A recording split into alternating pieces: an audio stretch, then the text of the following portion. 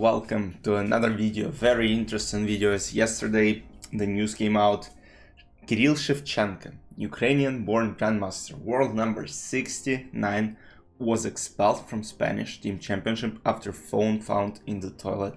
So new massive cheating scandal, and this one, as Levy said, is probably bigger than Hans and Carlsen, and that's probably truth, because basically what happens is Hans, there was no evidence of Hans cheating against Magnus, but there is, slight evidence in this specific case, because the phone was found.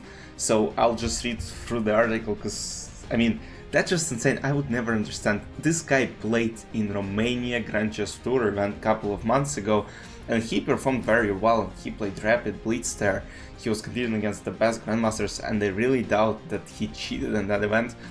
And this news came out, and of course, with this scenario, you expect some players to, kind of get this thing, but not from those young, talented chess players. And I still have no words, because I think there is something going on behind the scenes, because that's a very strong grandmaster.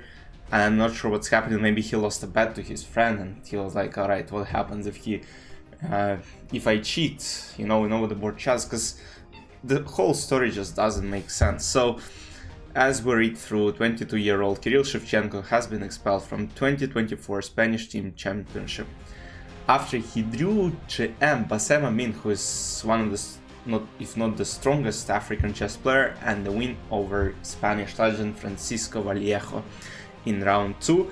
And so, of course, he got zeros for both of those games. The score changed for his team. They even got a loss because of one of them.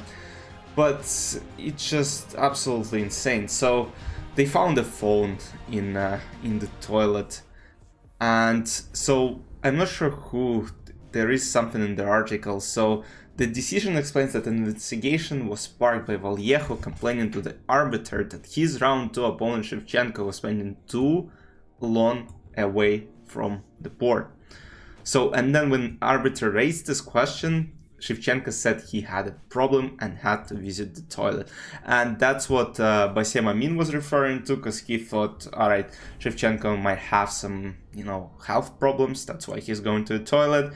But then visits continued, arbiter asking a member of organizing committee to investigate, and, they found Shevchenko visiting an individual cubicle. And there found a new mobile phone with a handwritten note, "Don't touch, the telephone has been left so the owner can answer it at night."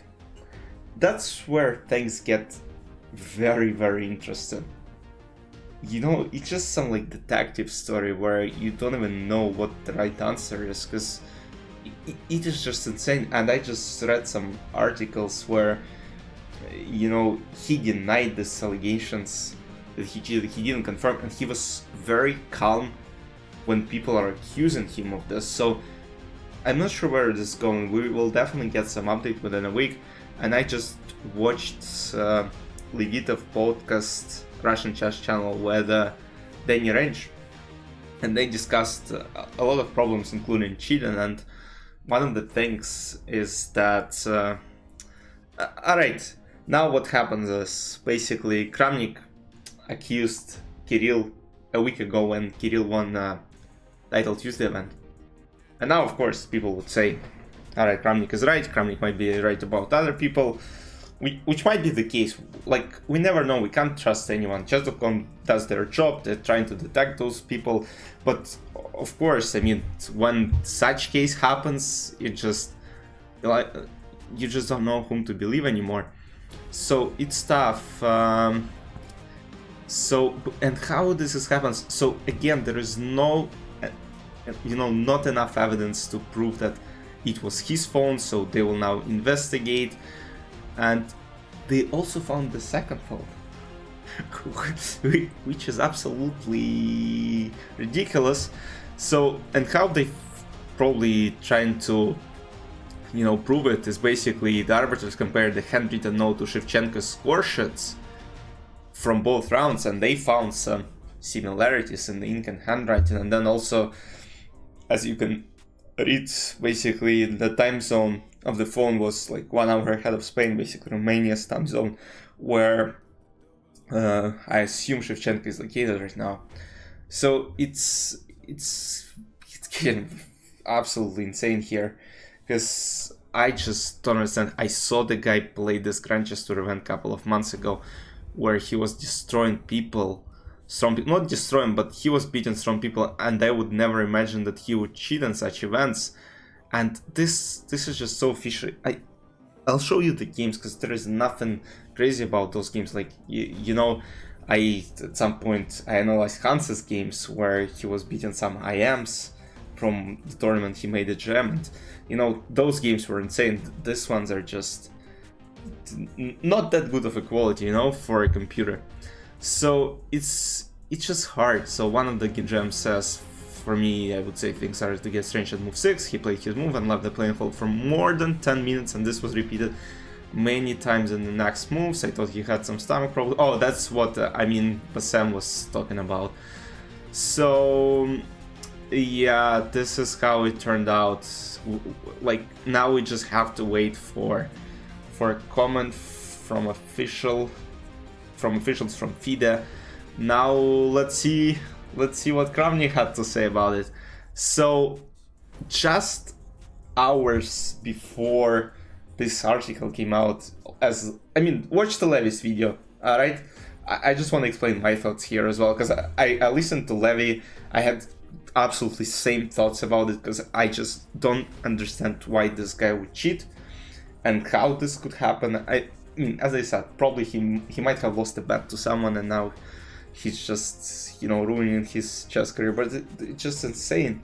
A player of such level, he became a gem at 14 years old, and now this massive cheating scandal. It's not anywhere close to Hans's scandal. You know, it's a lot bigger. So, and here, great game, masterful in game technique, impressed by the level. This is what had to be said. And then basically expected this will happen more and more. And then he would offer basically a chance to Kirill Shevchenko. He admits everything, banned for a year, can come back in case he collaborates fully and tells everything he knows about cheating in chess, games he cheated on, and offline. So basically, Vladimir is implying that he could have cheated in the Title Tuesday event that he won a week ago. Let me actually try to find, yeah, so this one. So basically Kirill was 94.9, 95.7, 91, 90, 92, 94, 96. So all events, and then he basically showed this picture of the last World Blitz Chess Championship, where Kirill started 2 out of 9, losing to 24. Edis Gurel, who was rated 23.59 only at the time. So basically, I mean, just a bad day. I think that's, that can happen to anyone. So, and now, I don't know what to think. Now people will start believing Kramnik, which, when he started doing things about Danya again, it just, you know, it's insane. So he started doing tweets about Danya, that Danya could cheat, but yeah, here against Levon. 91, 97, alright. I play against Danya in Bullet. I know what it means to lose to him, but I beat Danya myself, and Danya is a very strong chess player. 3+0, I think, is just very tough against him. But alright, that's a different story. Let's concentrate on this specific one. And now let me show you. You see? Freaking angry face. He is exposing everyone. Alright, let's get to the games, guys. Let's go. Alright, so this is the first game against Bassem Amin. As I said, there is like nothing, you know, crazy in this game. Because, you know, it's like they were just moving pieces, nothing much. Takes, bishop f4, queen c8. Knight g6, bishop g3, takes, rook c8, knight c3. So I can't really say like what's something crazy about this game, because alright, they were playing, nothing much was happening. It just, there is nothing that can tell, alright, black were playing with the computer's help. So, nah, this can't be said about it. 95, 94, so some of the pawns were sacrificed, but then, you know, took it back. And slowly the game was going to basically in a drawish flow. Knight h2, knight f3, king f1. As I said, there's nothing much, but the phone was found. Alright, and now let's get to the game that he won in round number 2 against Vallejo pawns Francisco. So they played this interesting, you know, Petrov's defense line. Takes, knight c6, knight c3, takes, bishop f4, bishop d6, bishop g3. I think I actually analyzed it recently with white pieces, so castle, and now knight b5. Quite common idea to push the bishop back from d6. h4, bishop f4, takes, bishop d2, f3, bishop f5, bishop b4. So Kirill has 1 hour 12 minutes 46 seconds on the clock, while Vallejo is slightly lower in time. c3 takes, bishop f4. And we got to the opposite color bishop endgame, where our computer evaluates it as, alright, better for white as their opponent, but generally, you know, those opposite colored bishops are kind of drawish, unless there are queens on the board where, you know, there might be some attack coming. a6, rook d6, and now we got to the absolutely drawish opposite color bishop endgame. h3, g4, b3, but as you can see, Kirill has 42 minutes, while Vallejo pawns has only 8 minutes on the clock. I'm not sure if they have time control after move 40, we'll see it. And now f5. f5 was kind of bad move, because now white have a very strong f4, and computer evaluates it as winning for white pieces. Takes, so now the idea you might say, oh, but this, and now takes. Unfortunately, there is bishop f4, white pick up this pawn and win the game, so that can happen.